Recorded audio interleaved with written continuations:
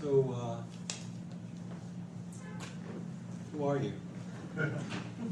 Not how are you, but I mean, that would be a great, pattern interruption.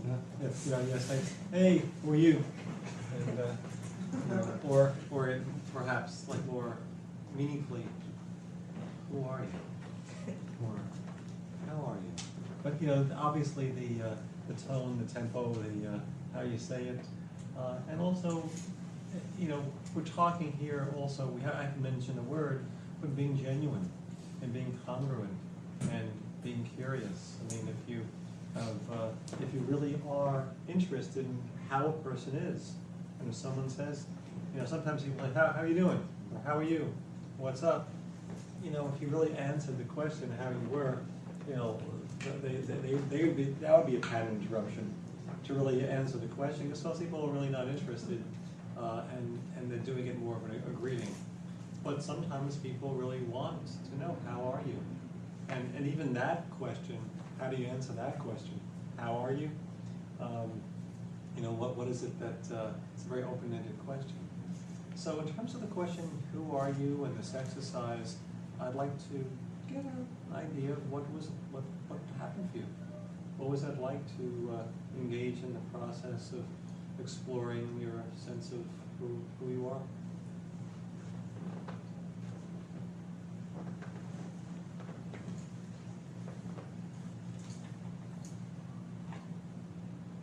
I really am interested, by the way. Not just asking the question.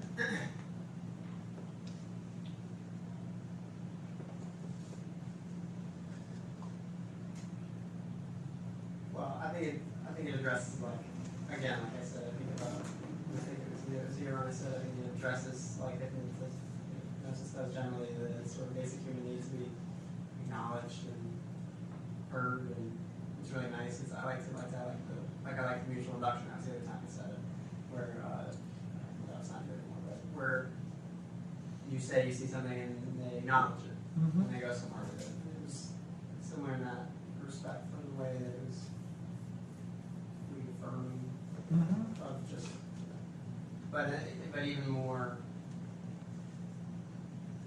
even easier to sort of internalize it, which is about you, about who you are, identity.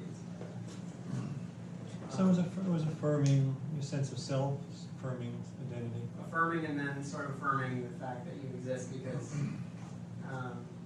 assuming they were being congruent, they really saw something else. If I said, I am this, and they said, I see you as that, and I also see you as that, it's like, not only are you reaffirming what I said, but I have made enough of an impact, or whatever, or I'm giving off whatever vibe that you have enough to say to come up with, well, actually, you're also this. That's also reaffirming presence. I mean, sometimes in our life, we can go through a day and people don't really see us. Or if they do see us, they don't necessarily label it or acknowledge it in some ways. So we may feel invisible or feel unseen without, if no one says anything or no one indicates that. And yet I do think it's a very human need to get that kind of recognition, get that to be seen. I think that there's often the need, the desire to be seen, and also, but at the same time, if we've had experiences when we were younger, where being seen, when we were seen, we were, instead of getting acknowledged or validated, when we were seen, we got what I said this morning. You can label them as curses instead of blessings. It was a negative. The statements that were made when we were seen left us feeling ashamed or feeling unworthy. So I mean, if that happens, then in a way we don't want to be seen, but we do want to be seen.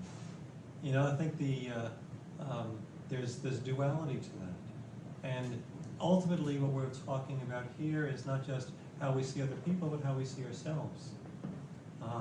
So when we see a symptom, when we see some unpleasant feeling coming up, well, what happens? I was saying earlier, we can look at it we can look at self-relations, which is what we're talking about, as symptom-based, where I'm not seeing a part of me or an aspect of me, I'm seeing a symptom. So I want to get rid of the symptom, I want to get rid of the feeling, or I want to get rid of that thought, and as opposed to seeing that thought or that feeling as belonging to another me that needs to be seen, that needs to be recognized. Even sometimes talking about a part of me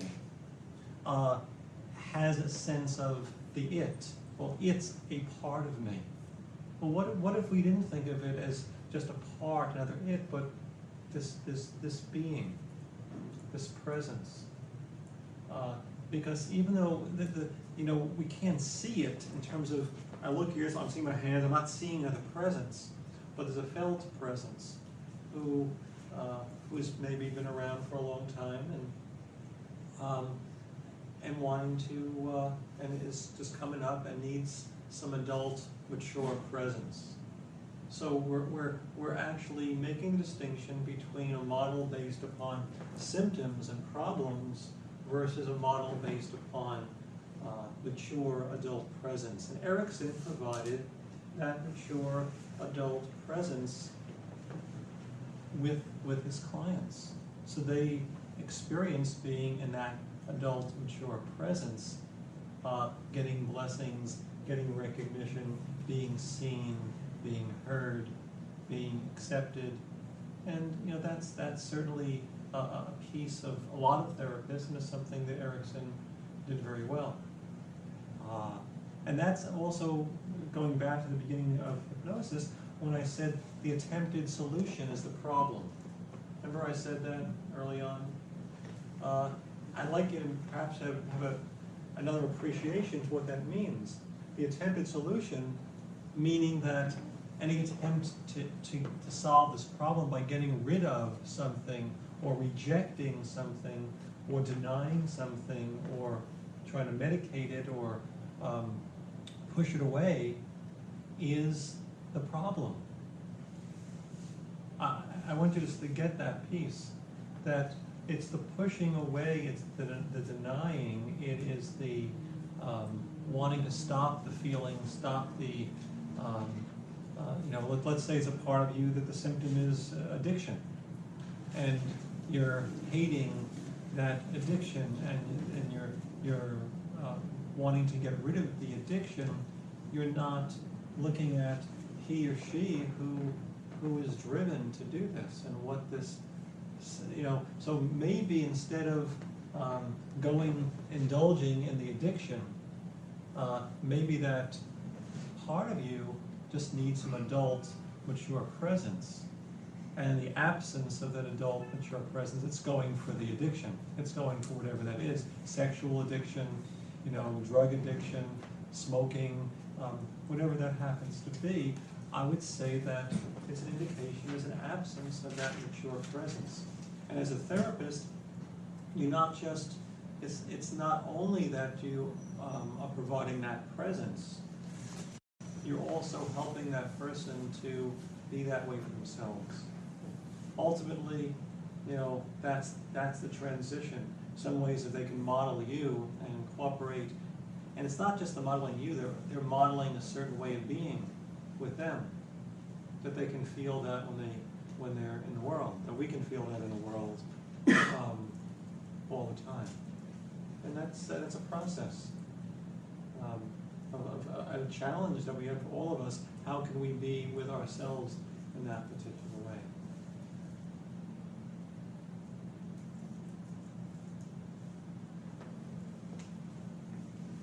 You gotta help me out here, because part of the way I work really well is in relationship, and getting a dialogue going, and being able to hear and see you. I'll hear you as well as see you. And I think that part of the learning is going to come from that dialogue, not just from the lecture, which it's not a thing that I'm interested in. I'm not interested in just giving a lecture. Over? There's something slightly zen about this. It's like